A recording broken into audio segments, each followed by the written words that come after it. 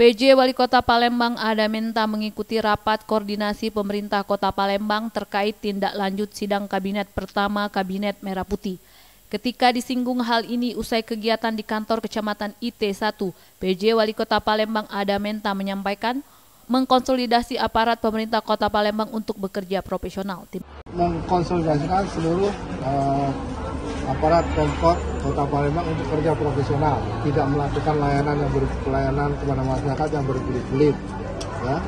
Kalau ada yang membuat susah, tidak mampu dengan kebijakan ini, ya sesuai arahan presiden silahkan minggir atau mengajukan pengunduran diri. Gitu. Birokrasinya tidak boleh berbelit-belit. Kita disumpah untuk melayani masyarakat.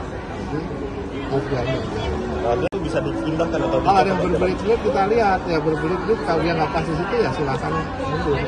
Nah oleh karena itu kita menerima seluruh komplain masyarakat, masukan apa semua kita terima apa, nanti kita klasifikasi atau kita ambil.